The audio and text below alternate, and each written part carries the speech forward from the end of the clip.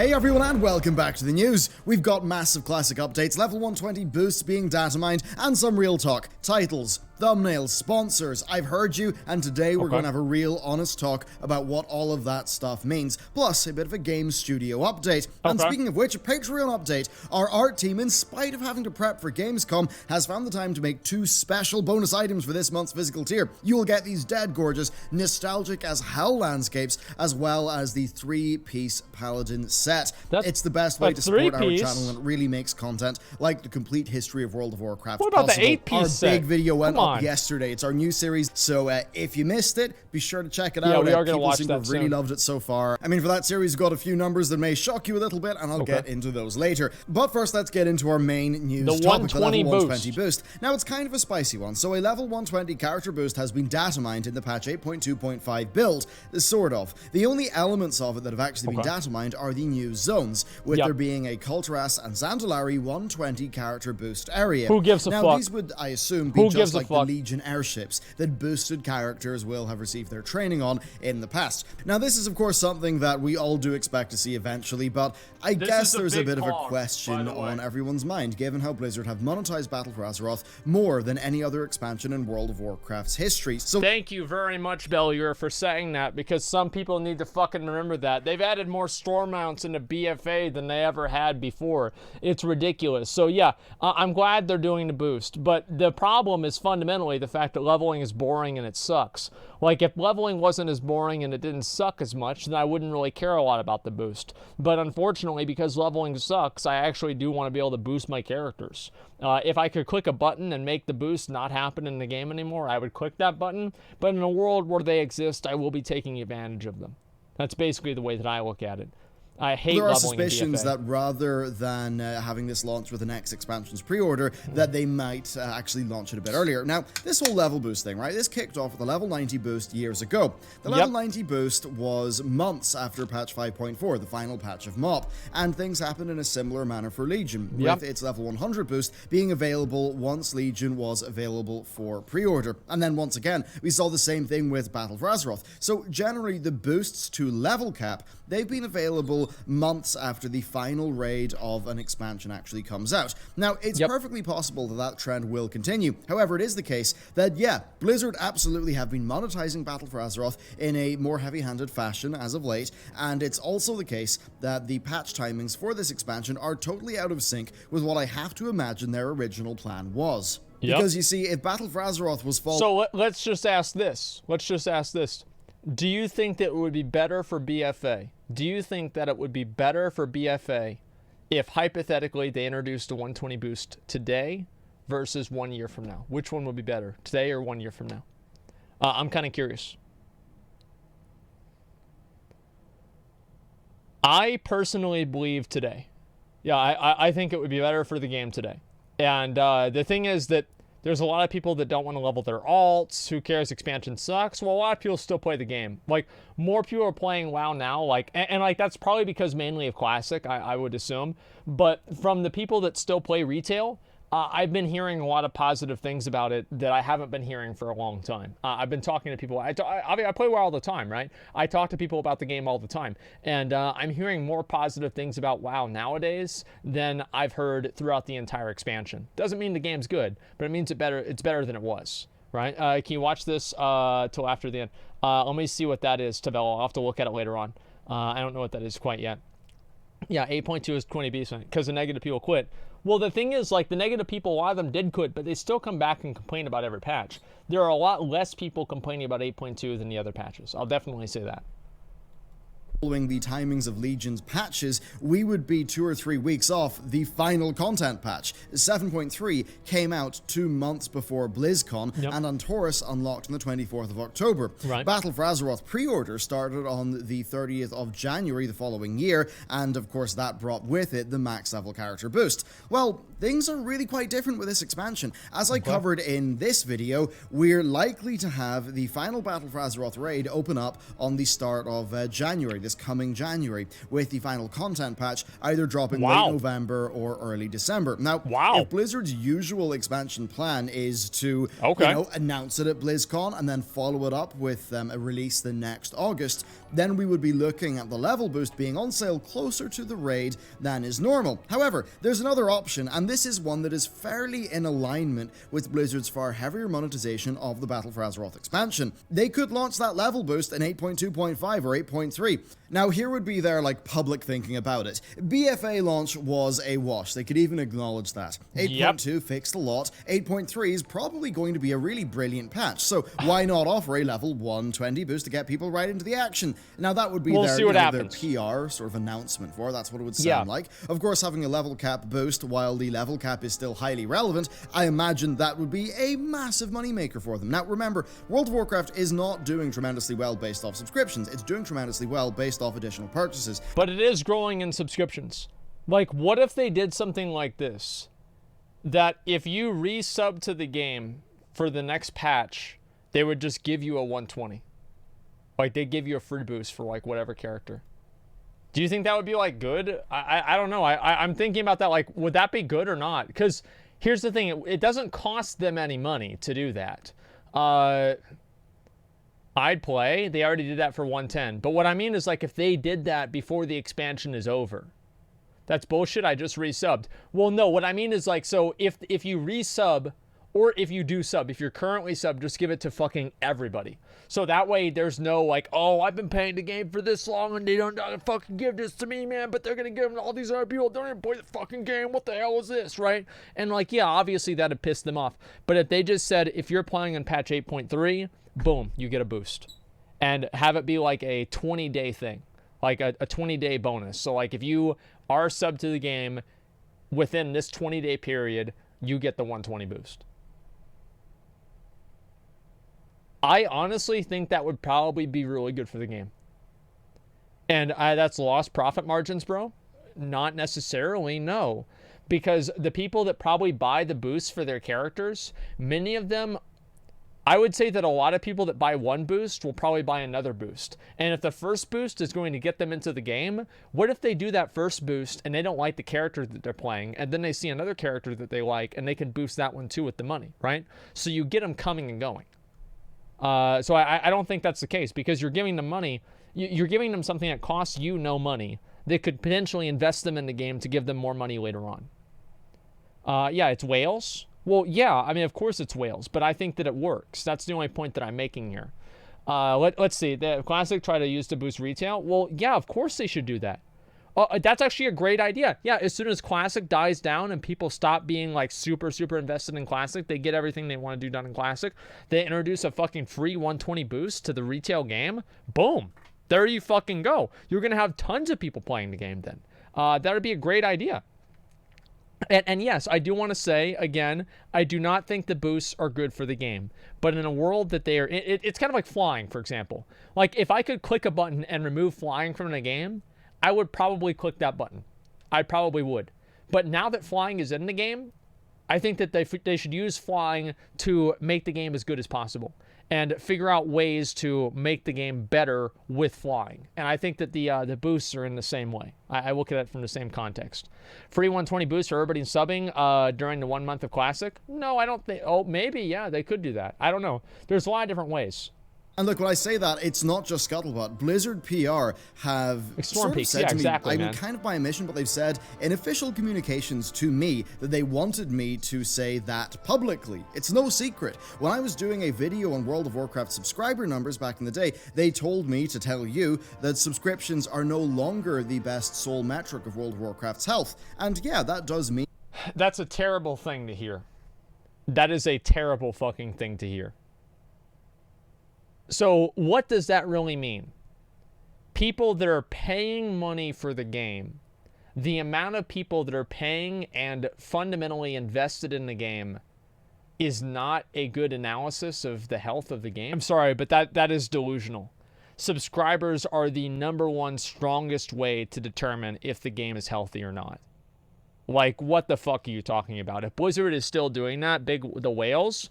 Well, no, I get it, right? No, I know what you're saying, right? They're saying that the amount of revenue that it makes is what matters, and that has to do with the cash shop.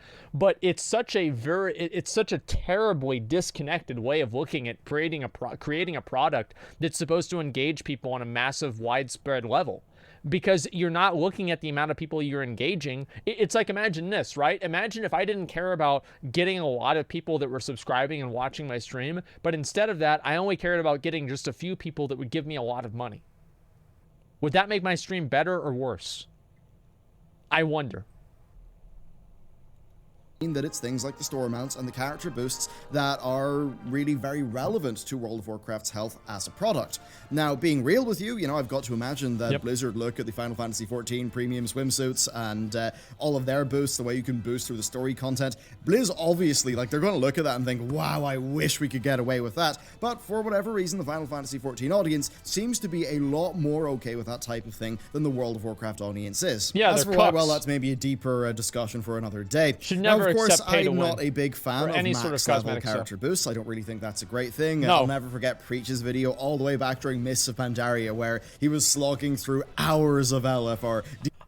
I remember this shit, dude, because they used to boost you up. They would boost you, and you would be like 530 or 522 item level or some shit, right? And you would have just enough item level to queue up for the first wing of Throne of Thunder.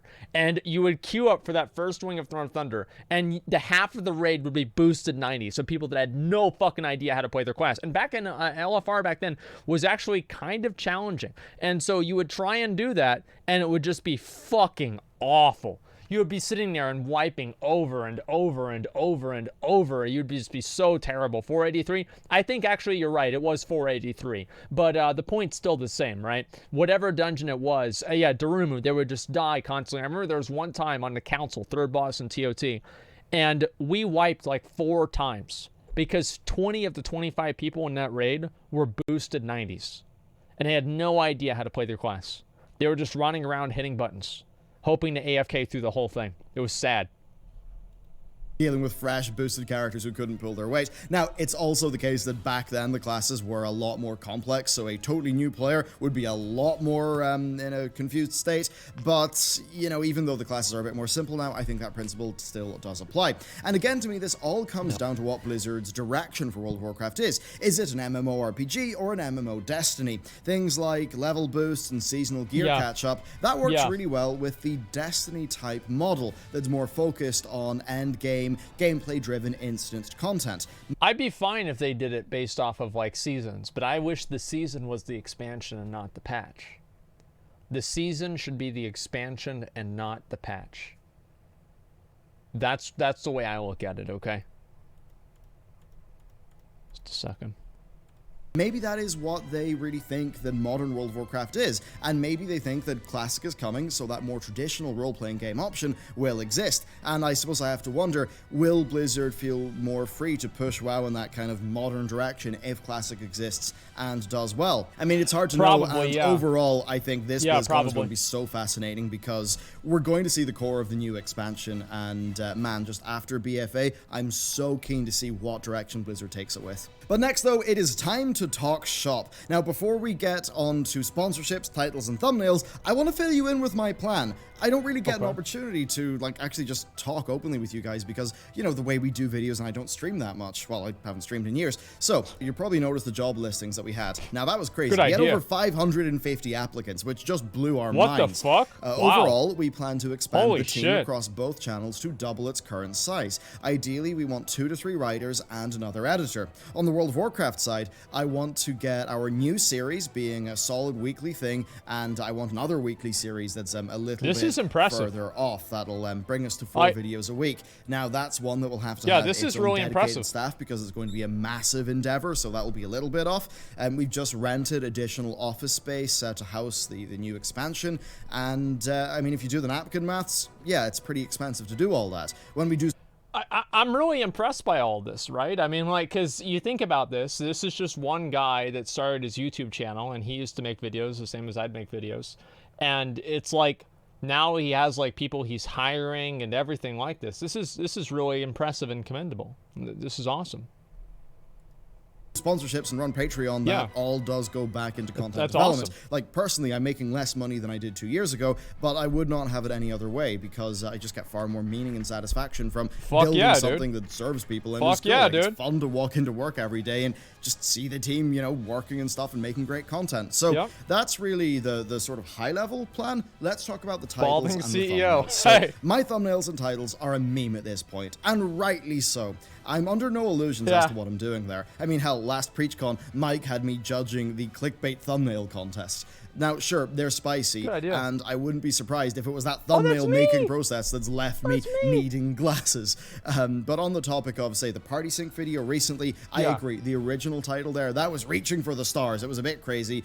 We changed that to be a more descriptive one an hour or two after the initial upload, but I would have done that earlier, but I was mid-rewatching Battlestar Galactica, so I didn't see the feedback until a few hours. I tried to watch that show. I hated it. If I could, and I apologize for that. I couldn't get into it. Now, yesterday, we posted the first episode of our complete history of World of Warcraft series, and you'll have noticed a far more, I'd say, dignified thumbnail and title, and I think that's more befitting of that video's nature, and I'm really happy with how it's turned out. But here's the reality of that decision. Just look at this, right? Yeah, it's 9 out of 10. That video's, that's a lot of nines. I mean, by the numbers, not doing that well.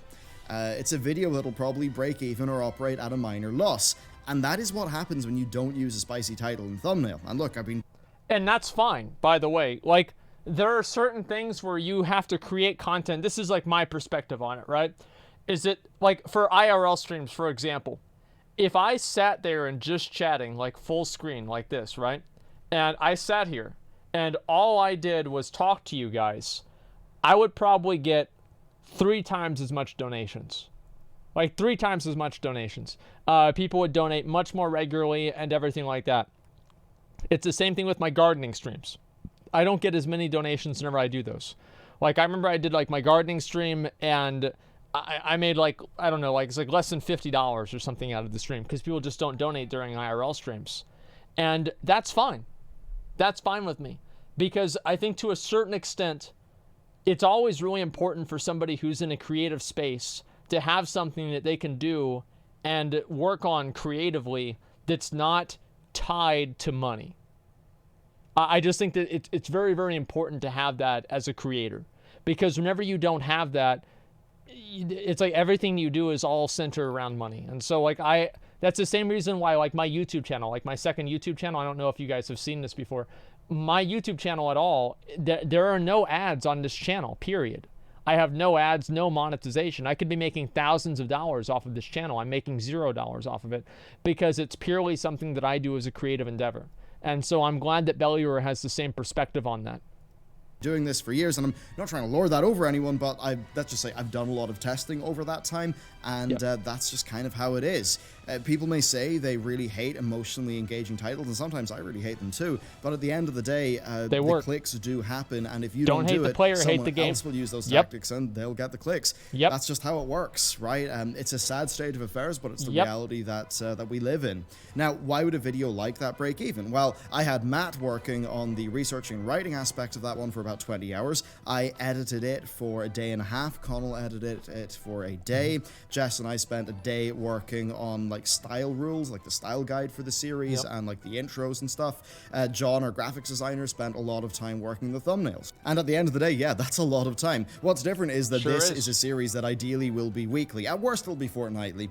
But, you know, doing that does bring its production costs. You need the team in order to make that be a smooth process and just keep the quality coming out there. Now, this isn't me complaining. This is like literally how I've set it up on purpose. This is just me explaining the cost of creating that content. And it's worth noting that things like, say, the editing times, they'll go down as that format is more and more worked out over time. You got more practice. I'm really happy for that series to even be a loss leader because I believe in that series. Long term, I think it'll do well. For anybody that doesn't know, loss leaders are things that you do basically as brand investments. You lose money on them, but they're supposed to help promote your brand in a way that's meaningful more so in the long term, right? A lot of people don't know that, but it's like a business term. Critically, it's one of the highest rated videos we've ever done on the channel, and looking through the comments, people seem really excited for the whole series, so it's clear that people love it. That's extremely motivating, and really, content like that being real, that's only possible because on the news topics and the speculation, yeah, we go hard on the titles and thumbnails. The same thing goes for the sponsors. You have to. That revenue goes into You have to. Yeah, you building have the to. team What do you that mean? actually allows us to make that content. And really, I mean, if I look at the content we were making 3 years ago as compared to what we're making now, it's just a night and day difference. So that's pretty much what's going on there. That's my explanation of things. I'm not going to sugarcoat it. I'm just going to tell you exactly how it is, because I think, like, even if, you know, I have some of my own reservations about it and you don't like it, I think at least we can both have a common understanding of why it happens, and that's pretty much that. Now, as for the game development, man, it is going better than ever. I went blind 2 days ago into a playthrough of our Act 1 script, and yeah, there's a part of it that was just harrowing. I was blown away how well that script has came out. I could not be more impressed with just how the team have brought that all together. So we're going to Gamescom this week to meet with publishers and other potential partners, and after that we'll have to decide, are we going with a traditional publisher route, or are we going with the community and something a bit different? So there's a lot more there that I'd love to share, but I don't want to overshare too early. I want to wait until the time is right. As for what Gamescom is like from a developer's perspective, I can fill you in a little bit on what happens there. So it's going to be my second one. So if you're going there as a dev and you're not like showcasing to the public, you're going to be in the business area, so there's no public there. Now instead, that is a hall that's full of developers, publishers, middleware companies, localization companies, and far more. And then there's that's where they get together and they scheme. They're like, okay, we're gonna do this microtransaction and we're gonna make a box, okay, and it's gonna be 1 in 10,000 chance to get this item, but you can pay to have your chances doubled.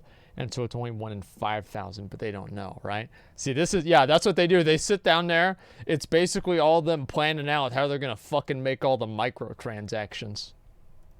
They touch base and exchange tips. To organize meetings, and just about everyone's on the app, and you get like your time slots. So yeah, we're heading over there with the Northern Irish delegation under the UK banner, and we are, you know, when we're there, we'll have access to a demo pod, a meeting space. So it's all about talking to people, networking, essentially just building strong connections with the acquisitions people from publishers, and then going home, you know, keeping that dialogue going, sending over a build, just kind of doing that. And then of course, beer. Lots of beer. It's Germany after all, and a surprising amount of the real work gets done in the hotel lobbies and the beer halls. So that's pretty much what, that's just what Gamescom is like, I guess, from a biz dev perspective. Anyway, with that, I thought we'd take some time to talk about Classic, and yeah, I hope you got your name reserved successfully. I owe Mr. GM a lot. He hopped onto Shazrath and he secured my name for me. I was stuck in the login queue. So yeah, thankfully I got that. I'm going to be playing on Shazrath Horde when I get the time with the Preach community, and yeah, just for me, the excitement is really building. But first, let's talk about the news.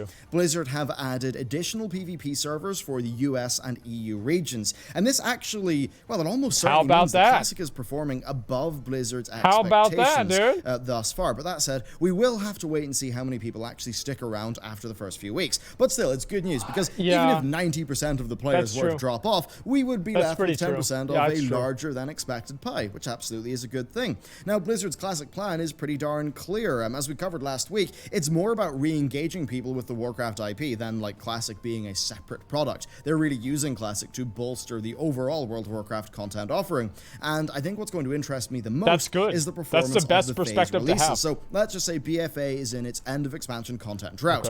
I'll be super keen to see if that's like when Phase 2 comes out, and just how well that will do. Like, will people hop over to Classic in the content drought instead of hopping over to another game? Now, on the topic of Classic performance, a blue post actually warned players of higher than expected queues on full servers. And again, I'm a little bit worried about that. They're receiving greater than expected Classic support, which again is really nice to see. I'm going to be dead keen to see how Classic performs on Twitch after launch. It just has that potential for emergent storytelling and kind of just wacky hijinks and crazy events. So yeah, I think it'll make for extremely engaging stream content, as the beta showed. And man, it'll be crazy. Like, if that is able to get World of Warcraft just on average 2 or 3 places like higher in the Twitch rankings, that could be a lot more eyeballs on the franchise. So it certainly is a very, very interesting time. We've got 8.2.5 in testing, probably coming out September. We've got Classic coming out very soon. We're going to have a massive BlizzCon. Just, you know, we're probably going to have Diablo 4. We maybe will have Overwatch 2. We're probably going to have the next WoW expansion.